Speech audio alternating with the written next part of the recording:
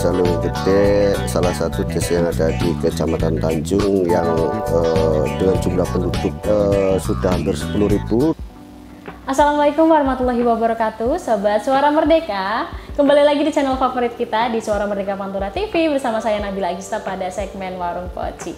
Ya Sobat Suara Merdeka, hari ini atau kali ini kita bakal mampir ke salah satu desa yang penuh kehidupan di Kecamatan Tanjung ini ya. Ada Desa Luwung Gede. Nah, kita akan ngobrolin terkait bagaimana potensinya, lalu tantangannya apa di Desa Luwung Gede. Langsung saja sudah bersama Bapak Kepala Desa Luwung Gede, ada Pak Enggin ya. Nggih. Betul ini Pak? Leres ini ya. Selamat siang Bapak. Siang ini Mbak kita ketemu Nabila. lagi nih ya Pak ya. Betul Mbak Nabila. Pak Enggin gimana kabarnya? Alhamdulillah sehat. Alhamdulillah luar biasa sekali ini walaupun cuacanya nggak menentu ya Pak ya. Betul. Pak, sebelum kita masuk ke pembicaraan kita, Bapak bisa disapa dulu Sobat Suara Merdekanya. Silakan Bapak. Halo, selamat siang Suara Merdeka Network. Saya Kepala Desa Luwung Gede. Semoga sehat selalu dan tetap semangat dalam menjalankan aktivitas sehari-hari. Luar biasa sekali. Ini Sobat Suara Merdeka, sebelum kita lanjut ke pembahasan, jangan lupa like, comment, share, dan subscribe dulu channel kita ya. Dan langsung saja, Pak Enggin, ini bisa dijelaskan sedikit nggak Pak Enggin terkait dengan Desa Luwung Gede? Apa ya keunikannya ini yang bisa menjadi perbedaan di antara desa-desa lainnya? Ya, mungkin gini Mbak Nabila, Desa Luwung Gede salah satu desa yang ada di Kecamatan Tanjung yang dengan jumlah penduduk yang ya rada banyak lah, hampir sekarang sudah hampir 10.000 dengan 10.000? DPT 6.500. Itu menjadi sebuah potensi desa yang tapi luas wilayah nggak terlalu luas lah, karena sekitar antara kurang lebihnya 300 hektar lah, dengan jumlah penduduk yang padat, berbagai macam apa sih ya, paling banyak Luwung Gede itu adalah 60% petani. 60% petani ya? Betul, 60% petani dengan potensi desa yang potensinya mungkin ya dibandingkan desa-desa yang lain, mungkin Desa Luwung Gede karena tiap tahun itu lahan pertanian itu semakin berkurang. Setiap tahunnya Setiap itu, tahun berkurang lahan pertanian yang mana dijadikan sebagai perumahan.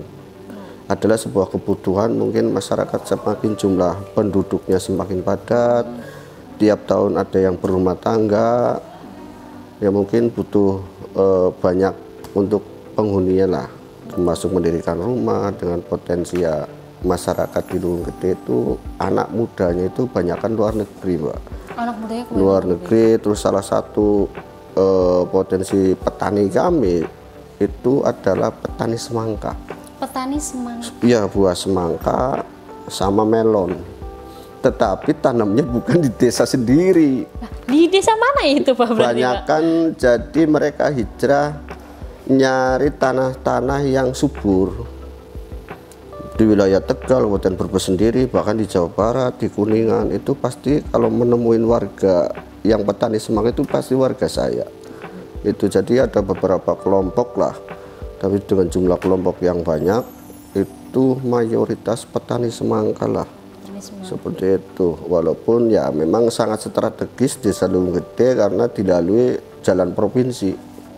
Berbatasan ke sebelah timurnya Kecamatan Kersana, sebelah baratnya Kecamatan Losari. Tapi masih Losari Jawa Tengah, seperti itu. Luar biasa ini. Ya, Cukup mayoritas. luas berarti ya Pak ya, untuk tadi 300 hektar ya? Iya, 300. kurang lebih 300 hektar Dengan lah. 10.000 penduduk ini ya. Ini kayaknya tugasnya banyak ini Ya. Pak Kades ini. Ya, lumayan dah, karena gini Mbak Nabila, yang namanya kepala desa kan kerjanya gitu kan 24 jam. Betul. Ngantornya kan bukan saja ngantor di kantor desa saja. Kadang kan bisa di rumah, karena misalkan warga butuh pun, misalkan kantor sudah tutup kan tetap larinya kan ke rumah, seperti itu. Ya yang penting pelayanan berjalan lah. Pelayanan masyarakat berjalan dengan baik sehingga tidak ada masyarakat yang mengeluh lah terkait dengan pelayanan pemerintahan desa. Luar biasa sekali ini ya.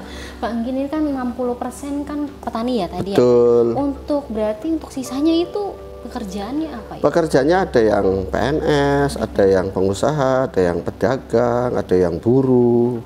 Cuman sekarang misalkan petani nyari buruh di desa itu susah karena persaingannya dengan perusahaan. Oh, persaingannya udah Dengan perusahaan pabrik-pabrik. Kalau nyari misalkan buruh tani itu paling yang sudah tua-tua, yang muda itu kan direkrut sama lebih ke pabrik. Iya, pabrik-pabrik lah ya. Mending lah dengan adanya pabrik yang ada di sekitar wilayah Desa Lumede yang masuk ke Kecamatan Kersana, Tanjung sendiri, akhirnya ya yang perempuan itu bisa direkrut itu. Tapi masih ada problem itu yang perempuan, yang cowoknya kadang susah cari kerjanya. Yang cowoknya yang susah ya? jadi PR. Tuh ya ada pengangguran berapa lah mungkin. Saya sudah ngomong dengan Pak Camat, cobalah kita ke Disnaker agar permasalahan terkait tenaga kerja yang laki-laki tuh bisa ditampung. Ya misalkan perusahaan di sekitar sini ya perusahaan Boya ya bolehlah merekrut dari daerah yang lain, tapi kan paling tidak kan prioritas warga sekitar gitu, yang dekat kan seperti itu Mbak Nabila. Mungkin dengan podcast ini kan bisa didengar oleh bos-bos perusahaan lah atau yang dinas-dinas terkait lah. Iya begitu, bahwa dinas terkait ada perhatian khusus, misal Pemkapnya juga ya, Pemkapnya ada misalnya ada perusahaan ya bolehlah direkrut yang pekerja laki-lakinya. Itu menjadi problem. Itu ya menjadi salah satu problem yang betul. Ada di Nah lalu untuk mungkin potensi-potensinya apa yang ada di desanya Pak Engin ini? Potensinya kami dengan sekarang luas lahan pertanian yang semakin berkurang, ya paling kami salah satu untuk mendukung ketahanan pangan bisa untuk tanam padi, tetapi itu pun tidak full. Tidak, kalau kan sampai MT ketiga, tapi paling di Desa Lumede hanya sampai ke MT kedua lah. MT kedua karena dengan keterbatasan irigasi sumber mata air yang kita kan ngambilnya dari Waduk Malahayu. Kalau Waduk Malahayu kan antara bulan 10 kan sudah giliran, nanti bentar lagi pengeringan. Terus yang kedua potensi kami memang kalau misalkan karena jalur provinsi, misalkan kalau ada investor yang masuk untuk buka perusahaan bisa lah seperti itu. Nah ini barangkali nanti ada investor ya barangkali langsung, itu wah bagus nih. Iya, welcome lah kami sebagai kepala pemerintah desa. Kalau ada investor welcome terkait dengan keamanannya segala macam lah, insya Allah nyaman lah kalau misalkan ada perusahaan di desa kami seperti itu Mbak. Sebenarnya untuk yang digali untuk potensi desa kami terbatas sih Mbak. Hanya karena kan agraris pertanian. Iya, agraris. Iya, ya, itu pun memang kendala kami adalah irigasi air saja lah. Irigasi air. Apalagi di musim-musim kemarau. Musim-musim kemarau itu susah Pak. Gini, saya jabat itu awal tahun 2013 sampai sekarang. Kadang kalau di Musrembang Cam sampai Musrembang Kap, kami dari wilayah Kecamatan Tanjung, Kecamatan Losari, Kecamatan Kersana, dan Kecamatan Banjarnya sendiri, tapi wilayah utara itu kami selalu kompak mengusulkan untuk normalisasi Waduk Malahayu karena itu salah satu sebagai sumber mata air untuk petani-petani yang ada di beberapa kecamatan. Tapi mending sekarang di wilayah Kecamatan Losari sudah terairi dengan adanya waduk yang baru. Tapi manakala kami yang masih problem yang ada di Kecamatan Tanjung itu kan airnya terbatas, masih ada susah lah seperti itu. Ya moga-moga aja ada perhatian lah dari Pemkab dan dinas terkait, bahkan dari pusat lah untuk normalisasi Waduk Malahayu untuk mengairi sawah kan berapa ribu hektar saja. Iya betul. Apalagi potensinya sekarang apalagi untuk menunjang program ketahanan pangan yang dicanangkan oleh Bapak Presiden Prabowo. Ini kan terutama petani kalau sudah ada airnya ya, lancar lah ya. Iya itu apalagi dari Brebes gitu berhektar-hektar Mbak ya, itu dimaksimalkan juga ya. Cukup lah pasti untuk cukup yang memaksimalkan ketahanan pangan ya, gitu, betul. Nah itu dia. Lalu Pak Engin kan tadi menjabat dari tahun 2013. Wow, sudah lama sekali ini ya. Iya. Berarti sudah tahu nih seluk beluknya selalu gede ini ya Pak. Pak dari tahun 2013 sampai tahun 2025 ini ya Pak, berarti 12 tahun ini Pak. program apa aja ini yang mungkin sudah terlaksana di masa jabatannya Pak Enggen? Tentunya kami sebagai kepala desa itu jabatan politik yang punya visi misi ya, tentunya untuk membangun desa itu bisa lebih baik, masyarakatnya juga bisa sejahtera. Keterbatasan kami sebagai pemerintah desa kan adalah tergantung dari kucuran anggaran baik dari pemerintah pusat, provinsi maupun kabupaten. Tetapi semuanya itu kan harus sesuai dengan regulasi yang ada. Kami harus taat dan patuh terhadap peraturan dan perundang-undangan. Jadi tidak bisa semenang-menang menggunakan anggaran. Contoh misalkan untuk fisik sekarang berapa persen, ada pemberdayaan masyarakat. Di dalam pemberdayaan masyarakat ada untuk sosial, keagamaan, banyak lah, sehingga kadang masyarakat awam itu nggak ngerti Mbak Nabila. Oh, desa Lunggudem mendapatkan anggaran 1,2 miliar, duitnya gua apa baik kan ngaten nggih. Ya kita bahasa campuran mboten apa-apa ya Mbak. Ya, jadi penjabaran masyarakat kan kami dengan keterbukaan undang-undang yang informasi ke publik ya, itu kan kadang kalau misalkan mau melihat, mau ya datang saja, monggo dilihat baik di papan informasi segala macam, kan sekarang sudah terbuka transparan lah. Seperti ya, untuk pembenahan fisik berapa titik, untuk pemberdayaan, untuk kegiatan posyandu, PKK, banyak hal lah yang mana memang masyarakat saya memahami mereka itu tidak dia paham, sehingga kadang seudun 1,2 miliar untuk apa saja, padahal penggunaan anggaran sesuai dengan sebelum menjadi APBDes kan kita sudah ada yang namanya musdus, musyawarah dusun, ada yang setelah musyawarah dusun dibawa ke musdes, di dalam musdes kan nanti musdes RKPDes. Ini nanti anggaran contoh misalkan ini tahun 2025 kemarin kan musyawarah terkait dengan RKPDes. Nanti untuk tahun 2026 buat apa aja kan seperti itu.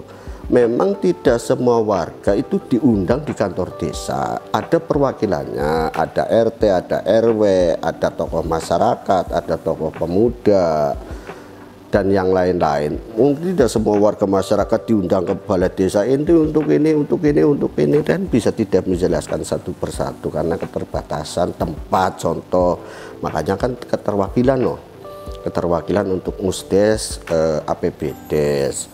Bahkan sebelum APBDes bahasannya disahkan pun tetap memberi, kami sebagai kepala pemerintah desa itu memberikan papan ilmu, masukan-masukan dari masyarakat.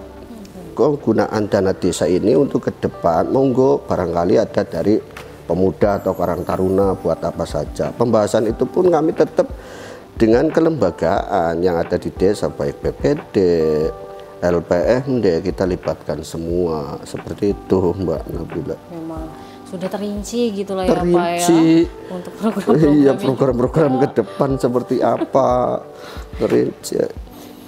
Pun menjadi kendala kami kadang pertama memang ya, terima kasih dengan adanya podcast inilah, mudah-mudahan nanti masyarakat sekarang kan tidak lepas dari medsos ya Mbak. Betul. Segala sesuatu itu kan sekarang ada medsos dibuka, kegiatan pemerintah desa apa saja mereka bisa langsung mengetahui, apalagi mulai Facebook, TikTok, Instagram, YouTube. Sekarang kan masyarakat desa itu sudah hafal-hafal semua. Tapi misalkan ada kritikan-kritikan yang membangun, kami berterima kasih kepada warga kami, artinya sebagai sosial kontrol lah. Bila mana misalkan kami bekerja, kalau masyarakat ada yang kritik, daripada kebablasan lebih baik kami dikritik. Oh Pak Kubu, Pak Kades, ini salah cara bangun ini kurang, ini monggo silakan. Kami malah berterima kasih daripada misalkan gelendang-gelendung di belakang kan datang. Kadang saya berterima kasih ada sebuah masukan-masukan dari masyarakat bagaimana kami membangun agar terkait dengan pembangunan fisik yang memang tidak sepenuhnya bisa tercover semua karena anggaran kami kan terbatas. Karena dengan 1,2 miliar itu kan kami dibagi berbagai macam kegiatan, berbagai macam program yang bisa kita laksanakan ya laksanakan, yang tidak ya nanti insya Allah tahun depan. Seperti itu.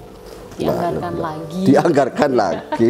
Ada nggak Pak masyarakat yang kayak udah ngotot banget ini tuh harus dibangun ini Pak Kades? Ya tentunya di setiap desa pasti ada ya yang masyarakat misalkan jalan lingkungannya atau irigasinya yang tidak dibangun-bangun, pasti kan mereka pengennya cepat dibangun. Tetapi kadang kami tidak menyalahkan masyarakat yang setiap permintaan harus segera dilaksanakan. Kayak mie instan saja, pengennya instan, begitu minta langsung dibangun. Kan ada prosedur, tahapan-tahapan. Misalnya tidak tercover tahun ini, mungkin tahun berikutnya. Kadang saya sampaikan secara pelan-pelan, saya sosialisasi ke masyarakat, Pak, yang namanya dana desa itu bukan hanya untuk fisik. Anggar 1,2 miliar ku fisik tanyung jabat ya praktek 5 tahun GO. Selesai langsung dibangun yang luar. Iya, seperti itu, Mbak. Macam-macam ya, Pak ya. Macam-macam problem di desa itu banyak, Mbak Nabila. Bukan saja misalkan menangani hanya masalah terkait dengan pembangunan fisik. Masalah di desa itu banyak, kompleks sekali. Kepala desa itu harus bisa jadi dokter, harus jadi polisi, harus jadi hakim. Dalam artian kenapa bisa jadi polisi, artinya di dalam misalkan ada sebuah masyarakat yang artinya misalkan bertengkar, berkelahi, kita harus mengamankan dan harus bisa mendamaikan. Di saat malam-malam jam 3 malam loh Mbak, dok suaminya di Jakarta mau melahirkan, kepala desa hadir harus bisa menjadi seorang suami cadangan lah, nolong. Ya, dibopong Mbak, saya pernah orang mau melahirkan malam-malam jam 3 suaminya nggak ada, adanya lapor Pak RT langsung, Pak Kades ini mau lahiran suaminya nggak ada, anak masih kecil-kecil, itu harus dibopong, dibawa ke puskesmas seperti indikasinya itu. Luar biasa. Nah, harus jadi hakim. Kenapa harus jadi hakim? Bila mana ada sebuah pertengkaran dan perselisihan warga, kami sebagai kepala desa harus bisa duduk di tengah-tengah untuk mediasi menyelesaikan masalah itu, tidak sampai ke ranah hukum. Begitu Mbak, memang kompleks. Harus serba bisa ya sih. Harus serba bisa jadi kepala desa itu. Satu jabatan tapi bisa berbagai macam profesi. Itulah. Kadang kan gini yang namanya masyarakat. Kenapa harus serba ketemu, ada sebuah problem masalah harus ketemunya dengan kepala desa? Karena lebih mudah. Mereka belum tentu bisa ketemu secara langsung, pengen ketemu dengan bupati atau gubernur, kan susah, makanya mereka selalu lewatnya kepala desa. Jadi permasalahan bentuk apapun itu datangnya begitu ke kepala desa. Makanya jadi kepala desa harus benar-benar legowo lah, harus sabar. Seperti itu Mbak Nabila. Dulu kenapa Pak Anggin mau jadi kepala desa? Gini Mbak Nabila, saya dulu waktu periode pertama nggak ada kepikiran sedikit pun pengen jadi kepala desa. Atas dasar dukungan masyarakat, wong saya waktu pertama aja istri masih di luar negeri. Istri di luar negeri, 1 kali, 2 kali, 3 kali saya dipanggil sama tokoh masyarakat yang ada di Salung Gede dengan masyarakat. Suruh nyalon, saya sebenarnya enggak mau. Saya dulu backgroundnya selain petani juga bahasanya tengkulak, bakul bawang lah. Bakul bawang. Bakul bawang merah. Akhirnya ya gitu, akhirnya didukung oleh masyarakat. Ya akhirnya ya kami coba mengabdi, yang penting kami bisa bermanfaat bagi warga kami. Kalau misalkan bermanfaat, kami mengabdi kepada bangsa dan negara, ya sama ikhlas dijalani saja lah. Jalani saja. Ya, resikonya ya Pak ya. Iya. Nih, Kades ujung tombak dan ujung tombok kata. Betul Mbak Nabila, jadi gini. Gimana ya itu, sebagai Pak? seorang pemimpin, apalagi sebagai seorang kepala desa, harus betul-betul menjadi ujung tombaknya warga masyarakat yang ada di Salung Gede, berbagai menangani masalah dan menangani berbagai macam keinginan masyarakat. Ujung tomboknya tetap kepala desa, apapun itu tetap harus tombok dulu. Bahasa lainnya itu ya biarkanlah kami menjadi anak Bogor dan biar tekor asar kesohor, tapi enggak seperti itulah. Memang fakta dan realita yang ada di lapangannya seperti yang namanya kepala desa, ya ujung tombak ya ujung tombok. Itu tidak menutup kemungkinan memang begitu fakta kenyataannya seperti itu. Faktanya seperti itulah. Tapi alhamdulillah lah dengan misalkan adanya dana desa, terus ada aturan yang mengatur bahwa kepala desa bisa menggunakan desa untuk kegiatan keagamaan, sosial kan 3% loh. Diambilkan dari dana desa untuk kegiatan keagamaan, kepemudaan, kita untuk kegiatan dari desa kecamatan, dari kecamatan ke kabupaten, provinsi, itu kan bisa digunakan. Kalau misalkan bupati, gubernur ada yang namanya dana taktis, di desa kepala desa ada yang namanya 3%. Itu sama sebenarnya. Iya, memang tapi harus secara terinci, secara LPJ-nya harus betul-betul, pertanggungjawabannya juga secara administrasi harus sesuai dengan fakta apa yang ada di lapangan. Iya. Kalau misal uang 1,2 miliar itu belum apa-apa gitu ya, Pak ya. Kadang juga kurang.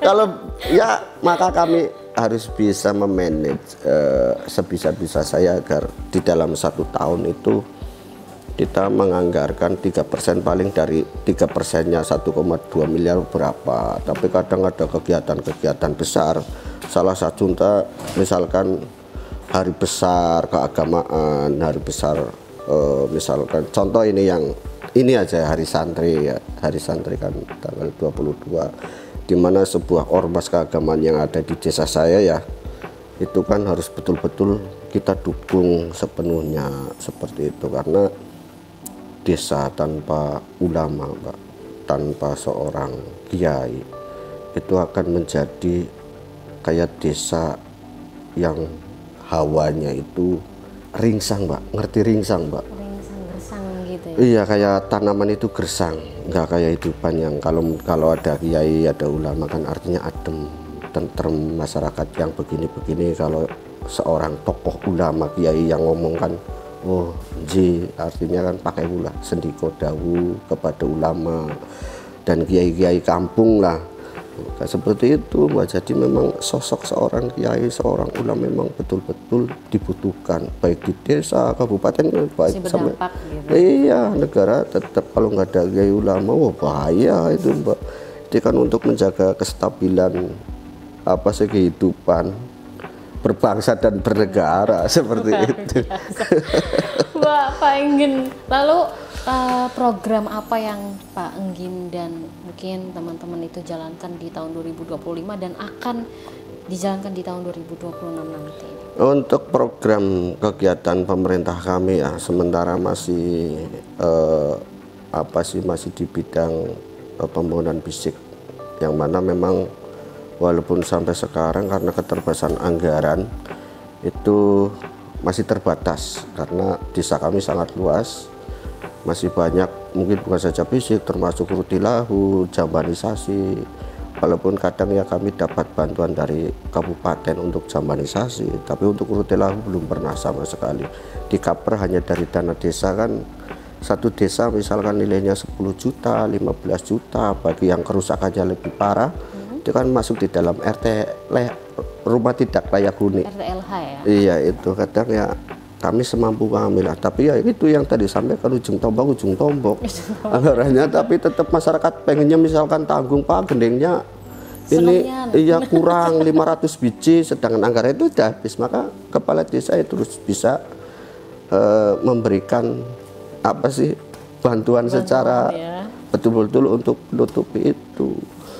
Terus ke depan untuk tahun 2026 kami itu punya program terkait dengan bank sampah, pengolahan sampah. Ini kan kalau tidak ditangani secara serius, ini akan menjadi sebuah masalah yang cukup besar kalau tidak ditangani terkait dengan sampah.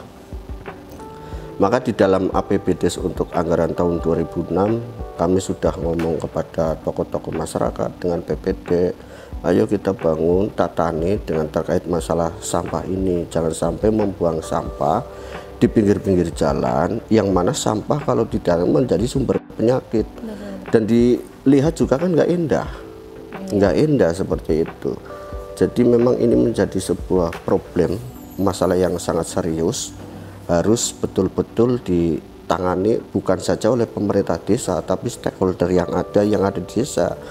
Jadi program ke depan dengan penggunaan dana desa, kami akan menganggarkan untuk kegiatan penanganan sampah, yang mana harus pembelian tosa, harus 2 biji, harus membangun pembuangan tempat sampah akhirnya itu kan biayanya gede banget, itu lumayan. Manakala misalkan kami membutuhkan ada sebuah program, tetapi di tahun nanti 2026 ini nanti anggaran dana desa dipotong kembali. 2025 kan dipotong 20% untuk ketahanan pangan, 30% 2026. Informasinya ya syukur-syukur sih tidak benar, itu dana desa dipotong 30% untuk mengaper KDMP, Koperasi Desa Merah Putih. Diambil 30%-nya berapa nanti? 1,2 M. Ya itu ini menjadi sebuah problem kami bagi mungkin seluruh kepala desa, bukan saja hanya di Kabupaten Brebes, tapi mungkin se-Indonesia. Kadang kan kita kepala desa punya paguyuban mulai dari tingkat kabupaten, provinsi, sampai ke teman-teman di luar provinsi kami, karena kami tergabung di dalam paguyuban Papdesi atau Abdesi. Kalau Jawa Barat kan Abdesi, Jawa Tengah kan Papdesi. Kadang kita teman-teman kepala desa saling sharing lah, ini bagaimana ke depannya, kan seperti itu Mbak. Dan kami pun kadang menganggarkan sebuah anggaran untuk bahasanya bintek ya, tapi untuk tahun 2006 kadang ada desa-desa yang sangat maju lah terkait dengan pengelolaan sumber daya manusia, menjadi sebuah contoh inspirasi bagi kami. Kami ya tentunya sebagai kepala desa, tentunya warga kami pengen sejahtera. Bagaimana sumber daya manusia dan sumber daya alam yang ada di Luwung Gede itu bisa bermanfaat untuk mensejahterakan dan menghasilkan uang untuk masyarakat sendiri. Tapi ya itu tadi, kadang keterbatasan anggaran. Jadi kepenginnya seperti ini, tapi kan anggaran nggak menunjang, terus dukungan-dukungan dari dinas terkait kadang nggak respon, ya sudahlah. Lalu gimana Pak itu kalau misal di tahun depan terus ada dipotong anggaran untuk KDM itu Pak 30%, lalu gimana, apa yang ingin Bapak lakukan? Pemerintah desa adalah kepanjangan tangan dari pusat. Apapun yang misalkan sudah menjadi sebuah keputusan dari pusat, walaupun kadang dalam hati kecil, ini bicara pendapat saya pribadi, itu berat, karena kami juga di desa punya program Mbak. Mungkin lewat podcast ini pemerintah pusat atau Pak Menteri Desa atau Pak Presiden bisa mendengarkan lah dari hati kami yang paling dalam. Kalau misalkan dipotong sampai 30% tentunya berat. Pertama, kami dimasuk tahun 2026 ini kami itu punya program untuk penanganan sampah yang tadi saya sampaikan. Kalau sampah misalkan tidak cepat ditangani, ya mereka masyarakat kadang membuang sampah kan di kali. Ya, kali misalkan lama-lama kalau tidak tangani menjadi banjir dan menjadi sumber penyakit.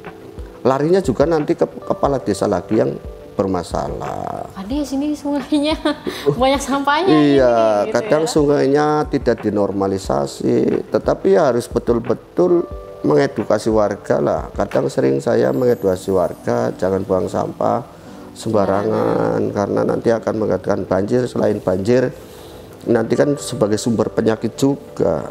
Tapi ya kadang sekarang setelah itu dilarang, buang sampahnya di pinggir jalan raya, kan membuat sebuah pemandangan yang tidak indah. Saya ulangi lagi, kadang ya memang betul-betul butuh edukasi.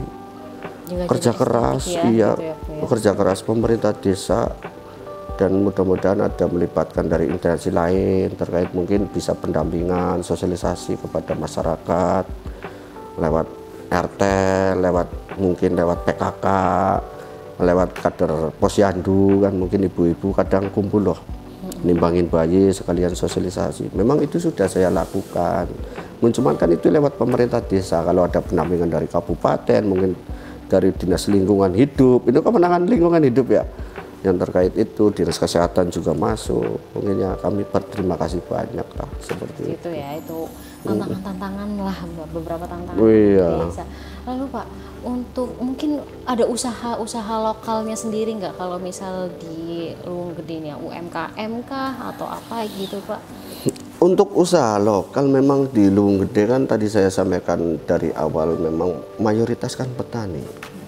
Pak, saya sih kepenginnya dengan lewat PKK ada sebuah pelatihan untuk ibu PKK ya semacam UMKM, bikin kerajinan atau bikin usaha makanan ringan yang bisa diperjualbelikan, syukur-syukur bisa. Tetapi itu juga butuh sosialisasi dan anggaran, Mbak. Balik Tentunya, lagi ya, Pak. iya, butuhnya lagi, tetap itu anggaran, baik itu anggaran nanti dari dinas koperasi atau apa. Koperasinya sekarang difokuskan untuk KDMP. Itu pertemuan dulu teman-teman kepala desa di Klaten ya waktu Bapak Presiden, yaitu tadi kami sebagai kepala desa tentunya sebagai kepanjangan dari pemerintah pusat ya harus taat dan patuh, nggak bisa apa sih menolak. Iya, itu nggak bisa menolak, ya wis lah. Pokoknya kita jalani saja lah sebagai. Ya, kalau misalnya mau ada pelatihan gitu, ini kita bawa satu tim yang ada pelatihan khusus wirausaha pemuda ini. Nah, ini bagus. Nanti kita ngobrol kita. Boleh, Mbak. Terkait dengan UMKM. Tapi nanti kalau misalnya ada UMKM gitu nanti call Bella aja, Pak. Siap. Langsung meluncur. Iya, siap. Lalu Pak, untuk terkait tadi kan udah UMKM muda, pertanian sudah, untuk yang fisik sudah, untuk sektor pendidikan ini Pak, seperti apa Pak? Sektor pendidikan termasuk di Luwung Gede itu sudah paling komplit. Karena mulai dari RA, TK, PAUD, bahkan ini tahun depan sudah ada gedung yang mana TK Muslimat. Mulai ada SD1, SD2, MI, MTS sampai setingkat SMA. Komplit ya? Iya, komplit.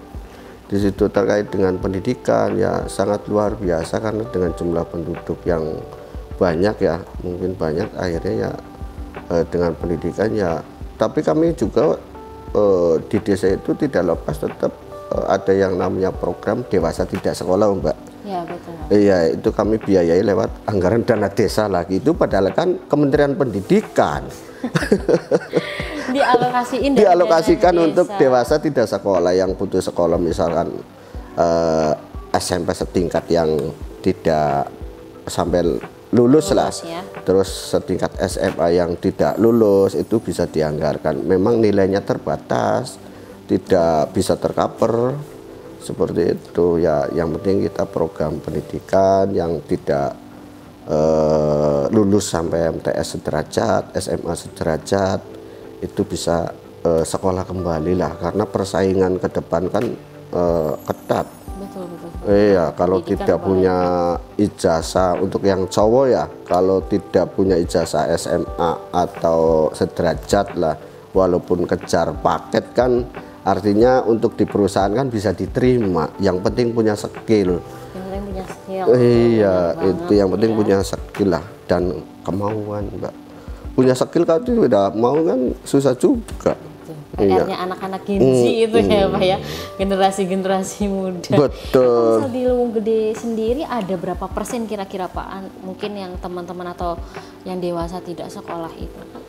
Paling kalau dihitung itu berapa, dari 0 sekian persen lah, berapa lah. Iya, tidak terlalu banyak lah, karena memang masyarakat kami itu pendidikan yang diutamakan ya. Tapi kan memang kadang ada beberapa anak saja yang misalkan mungkin ada kendala apalah, mereka kadang putus sekolah sehingga tidak bisa melanjutkan, atau keterbatasan ekonomi. Kadang yang lebih banyak itu ya keterbatasan ekonomi. Maka yang saya bantu itu yang tadi saya maksud, kami pendekatan kepada orang tua agar bisa sekolah kembali lah, memberikan edukasi pada warga kami. Pentingnya untuk sekolah, selain untuk pintar, dia juga bisa punya ijazah. Ini kan ijazah masa depan. mereka-mereka semua kami tetap memperhatikan pendidikan itu yang nomor satu lah. Pendidikan harus nomor satu. Iya, gitu ya, itu. Pak, ya. Membuka mindset juga. Oh iya, pola mindset. pikir Ini ngomong-ngomong boleh saya minum? Boleh. Oh iya. Pak. Tapi ini hanya untuk minuman saja, nggak ada snack atau apa, nggak ada. Nanti di belakang. Oh iya. Nanti. Gampang nanti kita makan habis ini. Iya, ini intermezzo aja Mbak Iya, Nabila. boleh ini Pak, saya. nggak apa-apa. Ini memang kita sediakan khusus ya. Nanti untuk yang snack ada di belakang ini sudah disiapkan oleh tim kita. Lalu Pak, tadi kan udah yang pendidikan, tadi kan ada dewasa tidak sekolah. Lalu ada bantuan-bantuan lain untuk di pendidikan juga gitu nggak?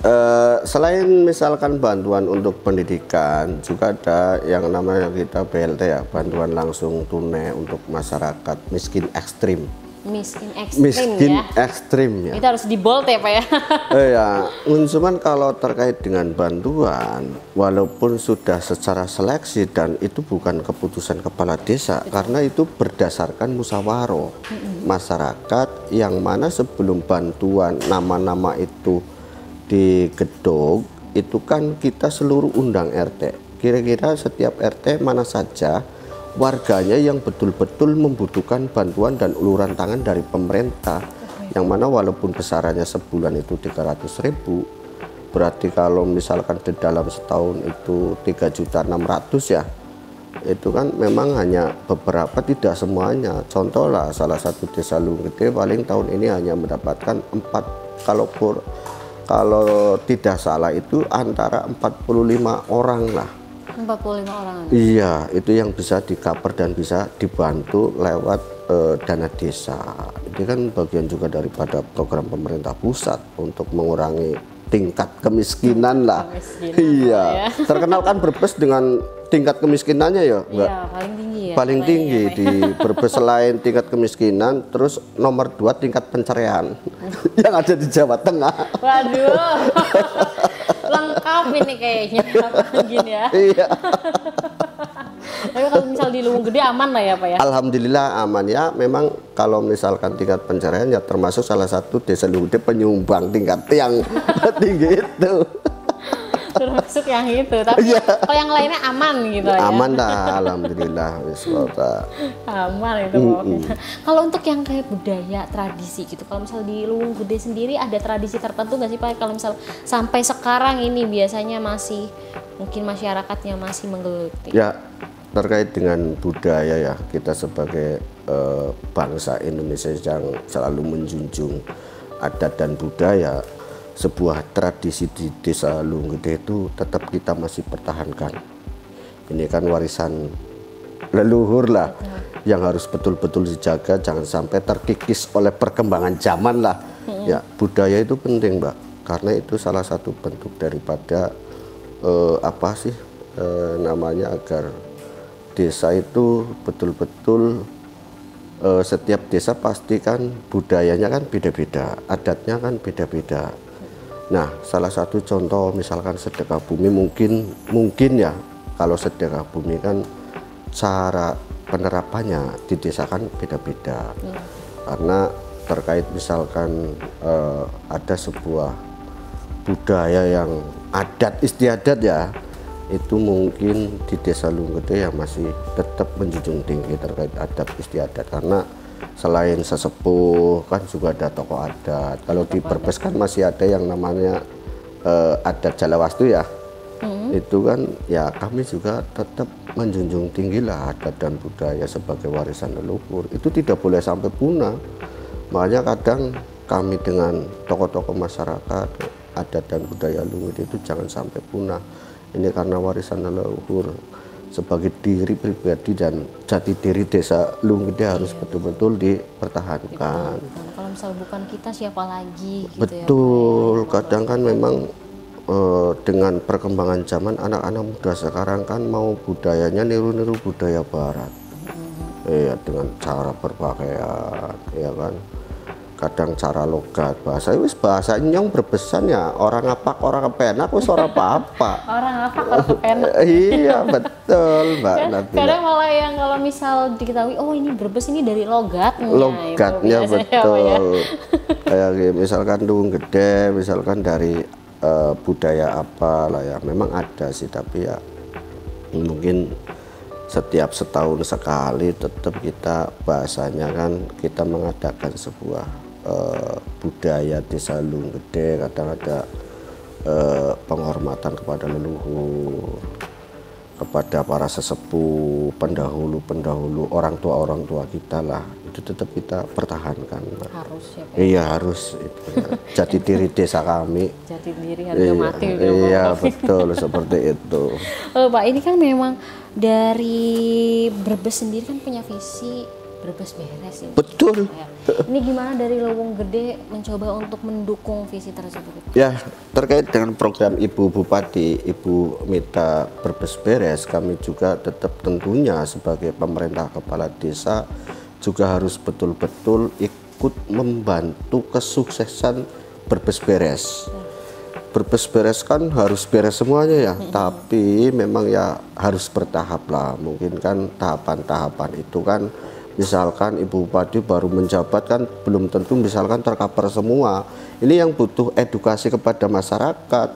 Pak minta ini harus instan, Pak dibangun ini jembatan harus instan. Tidak kan, tidak bisa seperti itu. Ibu Bupati pun tentunya kan betul-betul penggunaan anggaran kan harus sesuai dengan APBD. Sama sebenarnya di desa ada APBD, tapi bagaimana misalkan pemerintah kabupaten yang dipimpin langsung oleh Ibu Bupati, tentunya kami sebagai kepala desa harus ikut andil di dalam bagian dari Brebes beres, baik secara sosial, keagamaan, dan menyeluruhnya, pembangunan fisik, seperti itu. Apalagi gitu ya. Sekarang misalkan ada program Brebes beres Dalbo, benerin Dalbo Pak, Dalan Bodol. Iya. Dalbo. Iya. Sebutannya Dalbo ya. Dalan Bodol itu ya, kami misalkan sudah mengajukan kan ya, tapi harus sabar. Karena kan tidak sekonyong-konyong, tidak ujug-ujug, misalkan minta langsung dibangun. Nah, itu seperti itu. Oh ya, Dalbo, sebutan baru ini. Ini Dalbo, ini akan aku inget-inget. Lalu untuk kedepannya strategi apa ini Pak? Untuk mungkin dari Pak Enggin sendiri untuk kedepannya ini ya, dari tadi keterbatasan anggaran dan lain sebagainya.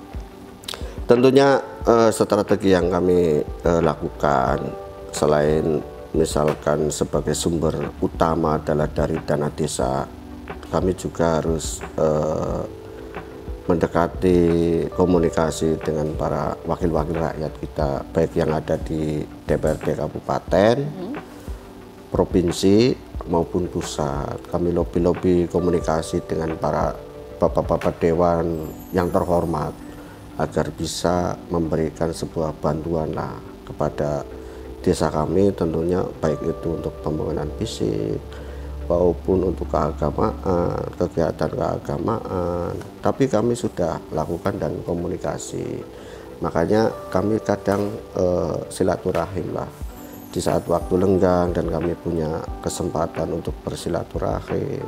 Kami datang ke para bapak ibu dewan yang terhormat, baik yang ada di kabupaten, yang ada di provinsi dan pusat. Kadang kan ada lewat reses dewan, itu kesempatan kami untuk menyampaikan aspirasi unek-unek masyarakat kami, permintaan agar yang mudah-mudahan bisa mendapatkan bantuan seperti itu. Lalu respon dari para dewan atau mungkin dari dinas-dinas terkait gitu seperti apa Pak? Ya kadang tidak semuanya misalkan permintaan setiap contoh kami desa bisa terlaksana ya. Kadang kan jabatan dewan pan jabatan politik juga, di mana ada konstituennya itu bisa baru memberikan bantuan. Nah kadang yang enggak, kadang repot juga sih Mbak. Repot juga ya Pak? Repot juga, kadang kita sudah lobby, sudah ngomong lewat reses, ketemu misalkan ngopi bareng. Ya harapan lah, artinya harapan kami sebagai kepala pemerintah desa kepada Bapak Ibu Dewan terhormat agar tentunya misalkan bisa menganggarkan lah sekecil apapun, kami tentunya berterima kasih. Tapi kan kami juga kan tetap akan ada sebuah imbal balik bagi Bapak Ibu Dewan yang terhormat yang membantu desa kami. Tentunya kami akan siap. Mereka bukan saja misalkan sudah terpilih, mereka hanya di saat membutuhkan saja, tapi Kalau sudah tidak dibutuhkan, ditinggal.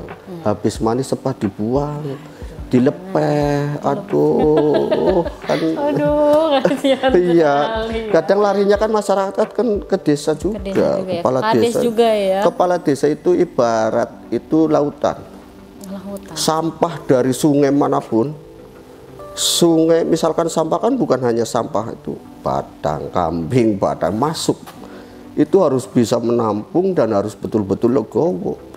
Itu kepala desa itu seperti itu ibarat kayak Kepala desa udah ada rincian anggaran atau segala macam kan juga nggak bisa enak, nggak bisa semena-mena. betul gitu Mbak, ya, gini Pak, ya. Mbak, antara pil-pil misalkan kayak pilihan bupati, pilihan gubernur, pilihan presiden itu tidak setegang kayak pilkades. Betul, karena benturan masyarakatnya itu terasa. Kalau pilkades langsung. Makanya kadang di setiap pilkades antara mertua dengan menantu bisa berseberangan, bisa bertengkar hanya gara-gara pilkades. Terus secara logikanya setiap pilkades, bahasa magic ya, hal-hal yang kadang tidak diketahui itu bisa menjadi sebuah hal yang dinalar kita. Itu tidak apa sih magicnya ya, bahasanya supranatural. Harusnya nggak mungkin tapi terjadi. Terjadi Mbak, itu gesekan hanya pilkades, pertarungan langitnya itu. Wah, ini berarti Panggin kuat ini pertarungan langitnya ya Pak ya. Untuk pertarungan di langitnya berarti Ya Pak tetap Anggin kita ini yang mohon menang kepada ini. Allah Subhanahu wa Ta'ala sebagai sang pencipta ya, yang memberikan apa sih alam ini, kesehatan kita dan seterusnya lah. Tetap tentunya memohon kepada Allah Subhanahu wa Ta'ala. Yang kedua itu tetap minta doa restu kepada kedua orang tua, karena sukses seorang anak itu tidak lepas dari doa restu kedua orang tua. Karena kata guru saya, kiai saya, orang tua itu adalah Tuhan yang nyata, yang ada di hadapan kita. Maka jangan sekali-kali berani membentak kepada kedua orang tua kita. Kalau pengen sukses, pengen usahanya maju dan lancar, tetap doa restu kepada orang tua. Tetap ya itu Sobat Suara Merdeka itu ya di note pokoknya ya, doa kedua orang tua itu harus taat dan patuh lah kepada kedua orang tua. Betul sekali. Iya, kalau misalkan seorang istri itu harus taat kepada suami. Memang tugas seorang nyuci itu bukan tugas seorang istri loh Mbak. Iya, bukan tugas seorang istri. Masak bukan tugas seorang istri. Tugas seorang istri harus taat dan patuh kepada suami. Apabila suami ngomong harus masak, ya harus masak. Nyuci ya harus nyuci. Betul, kan harus taat kepada suami. Apabila suami merintahkan harus taat, ya taat. Karena surganya seorang istri itu ada di telapak kaki suami. Suami pada ketawa itu. Suami itu bebannya berat. Iya. Tim saya pada ketawa. Ini baru nanti ya, mau dibuat cuplikan tapi kayaknya nggak jadi. Luar biasa ini Panggin ini terakhir ini Pak, sebelum kita menutup podcast pada hari ini Pak, harapan kedepannya dari Pak Anggin sendiri, mau untuk masyarakatnya boleh silakan, untuk Pemkapnya atau untuk ya siapa? Harapan kami sebagai pemerintah desa, pertama adalah harapan kami agar negara Indonesia ini bisa menjadi negara yang maju, negara yang makmur, gemah ripah, luh jinawe, tentrem kertora harjo lah. Pemerintah provinsinya sama, pemerintah kabupatennya sama. Karena kalau misalkan pemerintah pusat sering ada konflik, imbasnya kami ke desa, Mbak. Harapan kami tetap sebagai kepala desa menjadi sebuah desa yang kuat. Kalau desa yang kuat, insya Allah negara akan menjadi kuat juga.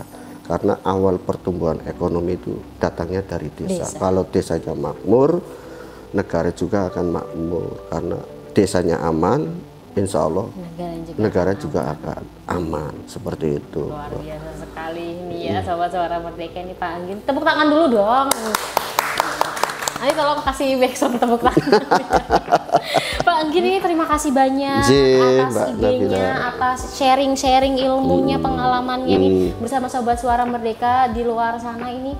Izin Bella bacakan sedikit terkait dengan obrolan kita pada hari ini ya, boleh, memang Luwung Gede ini dengan penduduk banyak ya Pak ya. Betul. 10.000. Iya. 10.000 ini dengan DPT 6.500. 500. Luar biasa Itu sekali. tahun ya. kemarin. Tahun kemarin belum tentu tahun ini. Iya. Tahun depan belum lagi. Iya, Dimana tapi 60%-nya sebagai petani. Betul. Ini petani semangka dan melon, walaupun tidak ditanam di Desa sendiri. ya atau migrasi ya, tapi memang 60%-nya sebagai petani. Ini ada potensinya tetap di pertanian dan siap membuka pintu untuk investor. Betul.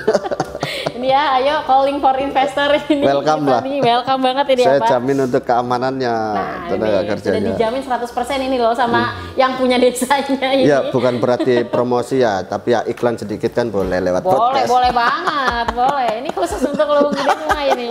Dimana untuk tahun 2026 ini ya akan memprioritaskan program bank sampah tadi. Betul. Ya, untuk pengelolaan sampah dan sebagainya. Dan ada juga alokasi dana desa untuk dewasa tidak sekolah. Tetap Betul. ya pendidikan nomor satu Pendidikan ya Pak nomor ya. satu. Tetap pendidikan nomor satu. Bang Gin terima kasih J. atas waktunya. Sehat selalu. Amin, Semoga amin, Bella dan tim bisa main-main ini. Boleh ke Mbak. Gede ini ya. Boleh mampir lah. Saya kalau kemana-mana mampir. Melon.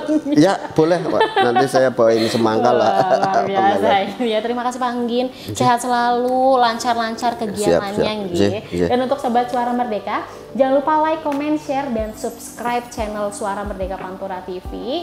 Dan untuk kamu atau instansi kamu yang mau gabung sama kita ngobrol di Warung Poci, jangan lupa langsung aja kirim DM di Instagram kita di @smnpantura atau email aja di panturasmn23@gmail.com. Sampai jumpa di episode selanjutnya.